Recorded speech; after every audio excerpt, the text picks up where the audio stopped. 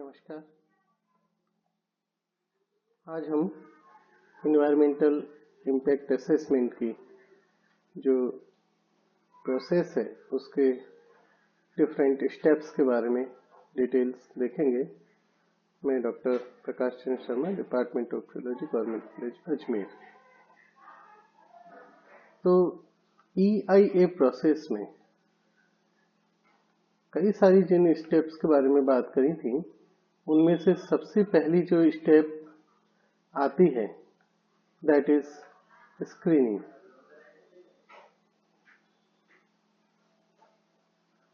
ये स्टेप बहुत important step है, सबसे शुरुआती स्टेप है।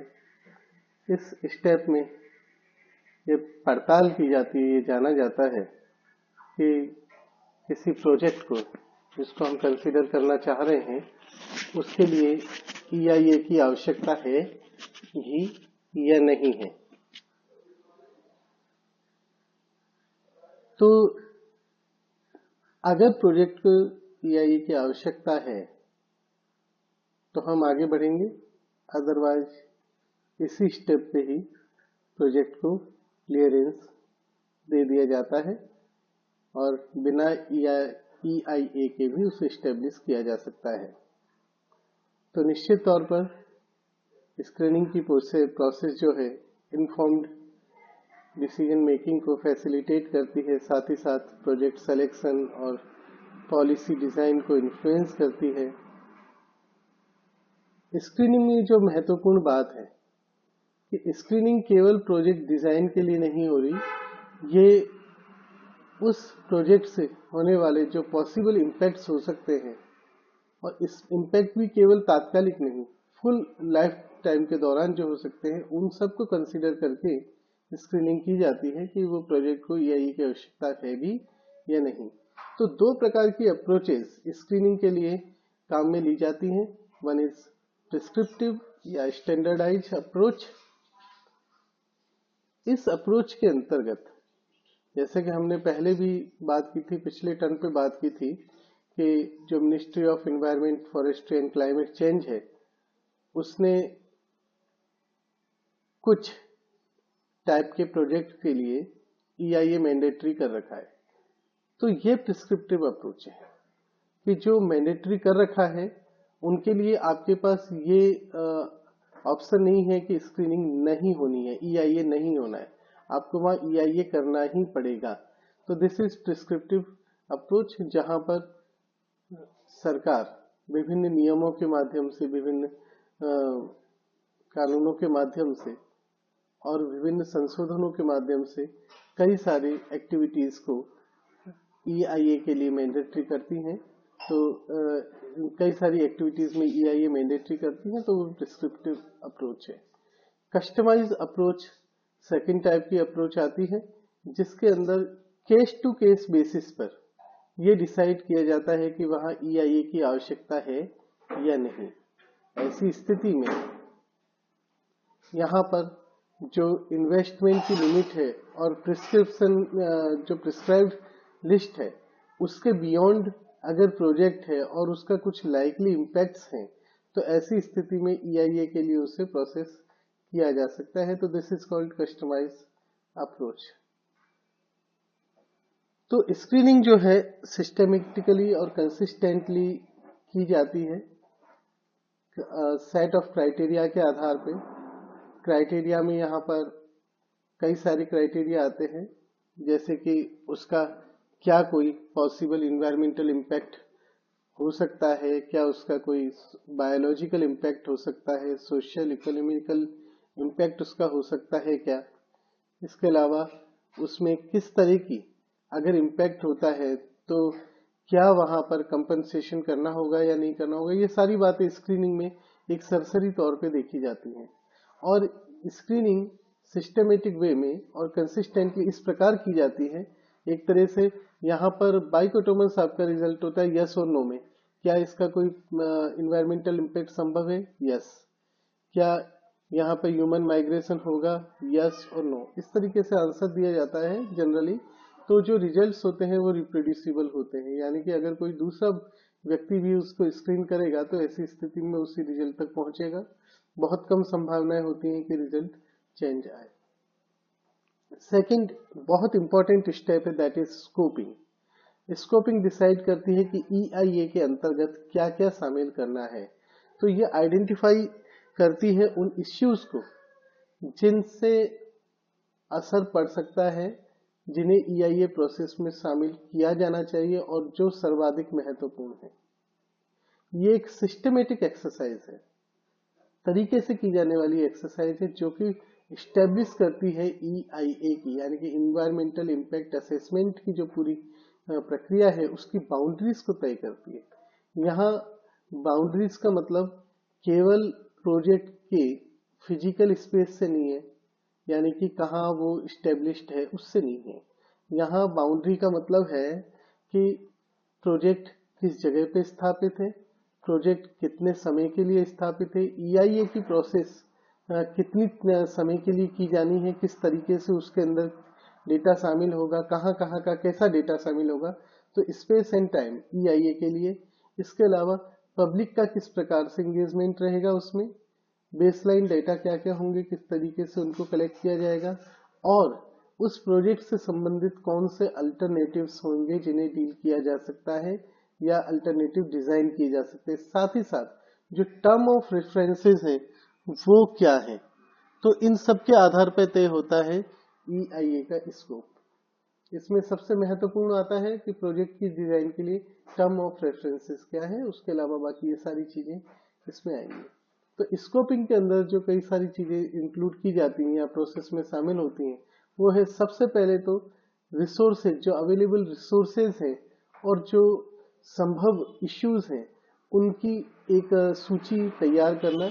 रिसोर्सेज में फिजिकल रिसोर्सेज शामिल हो सकते हैं जिसके अंदर वाटर, एयर, लैंड, ये सब चीजें शामिल हैं।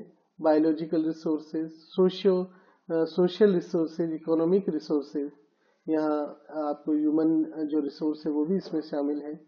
इसके अलावा यहाँ पर जो संभव इश्यूज हैं कि क्या यहाँ पर ह्यूमन जो रीसेटलमेंट की आवश्यकता होगी, क्या यहाँ पर वाटर, लैंड, एयर आदि का दुरुपयोग होने आदि के ऊपर इम्पैक्ट होने की संभावना है या नहीं है, क्या वहां पर जो इकोलॉजी है, इकोसिस्टम है, उस पर किसी प्रकार का दुष्प्रभाव पड़ेगा। ये संभावित जो इश्यूज हैं उन सबको यहीं पर एक लिस्टिंग की जाती है। इसके बाद में जो संभव इश्यूज हैं और अवेलेबल रिसोर्सेज हैं उनके आधार पर आइडेंटिफाई किया जाता है कि किन क्राइटेरिया को असेस किया जाना उचित रहेगा। तो यहाँ क्राइटेरिया तय किए जाते हैं। तीसरा चीज, इन क्राइटेरिया के लिए क्या अप्रोप्रिएट बेसलाइन होगी, किसे हम स्टैंडर्ड या किसे हम रेफरेंस मानेंगे, और उन्हें रेफरेंस मानते हुए हम जब उस प्रोजेक्ट की जो इम्पैक्ट है उसको असेस करेंगे तो वो हमें स्कोपिंग में देखने को मिलेगा। यहाँ हम बेसलाइन को निर्धारित करने का प्रयास करते हैं। नेक्स्ट है collection of baseline data. Baseline data का कलेक्शन करना, ये काफी इंपॉर्टेंट स्टेप है जो कि स्कोपिंग के पैरेलल ही चलती है। ये सबसे पहली चीज इसमें हम देखते हैं वो ये कि क्या जो एग्जिस्टिंग लीगल प्रोविजंस हैं जो कि उस रीजन में या उस नेशनल लेवल पे या इंटरनेशनल लेवल पे जो एप्लीकेबल हैं उनके लिए कंप्लायंस दिखाता है या नहीं दिखाता वो प्रोजेक्ट। कहीं ऐसा तो नहीं कि जो प्रोजेक्ट के इम्पैक्ट्स हैं या प्रोजेक्ट की जो डिजाइन है इटसेल्फ वो लीगल प्रोविजंस के विरुद्ध हो या लीगल प्रोविजन को वायलेट करती हो। तो ऐसी स्थिति में वहां पर ये बेसलाइन डेटा जब कलेक्शन करते हैं तो यहाँ सबसे पहले लीगल डेटा में ये हम चीज देखते हैं। तो इसको देखने के लिए हमें आवश्यकता होती है आइडेंटिफाई और कलेक्ट करने की लेजिस्लेशन और रेगुलेशन जो है जो उस टाइम प्रिवेल कर रहे हैं। इसके अलावा इन्वायरमेंटल बेसलाइन डेटा कलेक्ट करने की आवश्यकता होती है जहाँ हम फिजिकल इन्वायरमेंट, बायोलॉजिकल इन्वायरमेंट और सोशियो इकोनॉमिक इन्वायरमेंट से रिलेटेड बेसलाइन डेटा को कलेक्ट करते हैं। यहाँ बेसलाइन डेटा कलेक्ट करते टाइम हमें कई सारी और चीजों को भी लेना है साथ में, जो कि EIA के अभिन्न हिस्से हैं। One is public hearing, public consultation, जो डिफरेंट स्टेक होल्डर्स हैं उनका क्या ओपिनियन है, क्या फीडबैक हमें प्राप्त हो रहा है, इन सबको हमें लेना पड़ता है। साथ ही साथ अगर अल्टरनेटिव्स हैं तो उन अल्टरनेटिव्स का हम टोटल उसका ओवरव्यू यहाँ पर देखेंगे और उन्हें भी हम बेसलाइन डेटा के साथ में कंपेयर करेंगे, तो यहाँ उनका ओवरव्यू लेना बड़ा आवश्यक हो जाता है। नेक्स्ट स्टेप आती है इम्पैक्ट प्रिडिक्शन की। ये EIA का कोर पार्ट है, सबसे महत्वपूर्ण पार्ट ये है। और जैसे नाम से जाहिर है, यहाँ पर हम डिटेल्ड इवैल्यूएशन करते हैं इन्वायरमेंटल सोशल इम्पैक्ट का, लीगल भी यहाँ पर देखेंगे, जो प्लान प्रोजेक्ट है एज वेल एज अल्टरनेटिव्स का, कि कौन सा ज्यादा बेहतर है, किससे मिनिमम इम्पैक्ट्स होते हैं। तो यहाँ उनका इम्पैक्ट प्रिडिक्ट करेंगे, उसके बाद ये डिसीजन हम ले सकते हैं। तो इम्पैक्ट दोनों तरह से प्रिडिक्ट किया जाएगा, क्वालिटेटिव और क्वांटिटेटिव। साथ ही साथ एक चीज आपको पहले भी बताई है, वो भी ध्यान रखिएगा, इम्पैक्ट जो है उनका असेसमेंट और मेजरमेंट केवल तात्कालिक नहीं होगा, पूरे लाइफ टाइम के दौरान होगा। यानी कि प्रोजेक्ट एस्टेब्लिश होने से लेकर के जब कभी भी वो प्रोजेक्ट एंड होगा, जिस भी स्थिति में प्रोजेक्ट एंड होगा, तब तक का। फॉर एग्जाम्पल, अगर कोई टूरिस्ट इंडस्ट्री है और कोई टूरिस्ट स्पॉट पे अपना कुछ लगाना चाह रहा है, प्रोजेक्ट डेवलप करना चाह रहा है, तो ऐसी स्थिति में हमको ये लगता है कि एक नज़र कि वो शायद इन्वायरमेंटल फ्रेंडली ही है, क्योंकि वहाँ पर टूरिस्ट आएंगे, वहाँ का नेचुरल जो सीनरी देखेंगे। लेकिन ऐसा हमेशा आवश्यक नहीं। तो अगर हम लाइफ टाइम देखें, उसका लाइफ स्पान देखें, तो प्रोजेक्ट लगने के बाद में इम्पैक्ट्स में तेजी से परिवर्तन आने लगता है। जब लोग वहाँ ज़्यादा आने लगेंगे तो निश्चित तौर पे उस स्थान पर होटल्स और रिसोर्ट्स वगैरह डेवलप होने लगेंगे। उसके लिए जो टोपोग्राफी है वहाँ वो चेंज होगी, लैंड यूज में चेंज आएगा, रोड ट्रैफिक बढ़ेगा, पॉल्यूशन लेवल बढ़ेगा, वाटर का जो अब दोहन है वो बढ़ेगा। तो ये सारी चीजें लाइफ स्पान के दौरान, प्रोजेक्ट की लाइफ स्पान के दौरान परिवर्तन आएंगी। एक स्थिति ऐसी आएगी कि जब उस स्पॉट के ऊपर हो सकता है कि इतनी ज्यादा पब्लिक गैदरिंग, इतनी ज्यादा टूरिस्ट के आगमन के कारण से इतना ज्यादा वहाँ पॉल्यूशन हो जाए कि अल्टीमेटली वो एक थ्रेशोल्ड पे पहुंच जाए और वहाँ टूरिस्ट का आना कम हो जाए।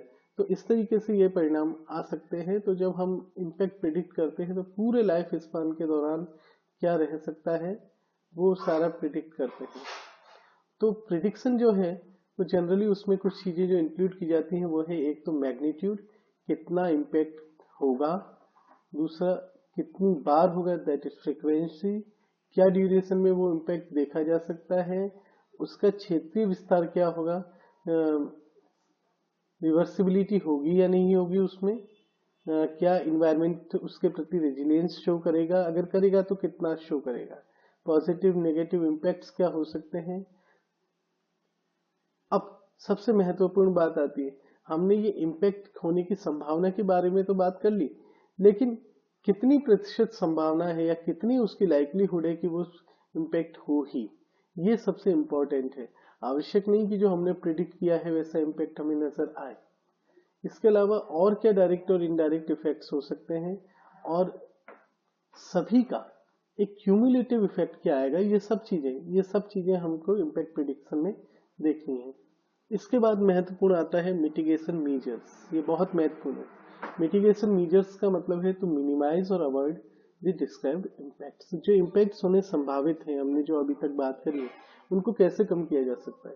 तो इसके अंदर कुछ चीजें शामिल हैं। फर्स्ट है प्रिवेंटिव मीजर्स, ताकि हम उसे अवॉइड ही करें। जिस तरीके की कोई इम्पैक्ट्स हो सकता है, संभावित है, उसको कैसे हम प्रिवेंट कर सकते हैं। सेकेंड स्टेप आती है, अगर हम उससे नहीं रोक सकते, वो होना ही है, तो वो कौन से तरीके हो सकते हैं जिनसे हम उसकी जो गहनता है, सीवियरिटी है और ड्यूरेशन है, उसको कम करें। तीसरी चीज, अगर प्रोजेक्ट का नेचर ही ऐसा है, प्रोजेक्ट का डिजाइन ही ऐसा है, फॉर एग्जांपल अगर कहीं कोई डैम बनाया जा रहा है तो निश्चित तौर पे वहां से ह्यूमन रिसेटलमेंट करना ही होगा। ये एक ऐसा इम्पैक्ट है जिसको आप मिनिमाइज नहीं कर सकते या अवॉइड नहीं कर सकते। तो ऐसी स्थिति में अनअवॉइडेबल अगर इम्पैक्ट है तो उसका कंपनसेशन का क्या मैकेनिज्म रहेगा। इसके अलावा मिटिगेशन मेजर में जो और भी महत्वपूर्ण चीज आती है वो ये है कि हमने ये तो तय कर लिया कि क्या प्रिवेंटिव हो सकता है या रिडक्शन हो सकता है या कंपनसेशन का मैकेनिज्म हो सकता है, लेकिन हमें यहाँ ऐसी एक्टिविटीज को भी डिजाइन करना होगा ताकि मॉनिटर किया जा सके कि जो हमने एग्रीमेंट किया है इन तीनों के हिसाब से वो एग्रीमेंट की कंप्लायंस हो रही है या नहीं हो रही। अगर हमने ह्यूमन रीसेटलमेंट के लिए कोई डिजाइन किया है मैकेनिज्म, तो क्या वो मैकेनिज्म फॉलो हो रहा है प्रोजेक्ट प्रोपोनेंट के जरिए या नहीं फॉलो किया जा रहा है। इसके अलावा अगर एक्सीडेंट, माल फंक्शन या अदर इमरजेंसीज के दौरान उस प्रोजेक्ट में अदर इमरजेंसीज उस प्रोजेक्ट में आती हैं तो क्या उनका इम्पैक्ट हो सकता है और किस तरीके से उसे मिनिमाइज किया जा सकता है, ये भी काफी इम्पोर्टेंट है।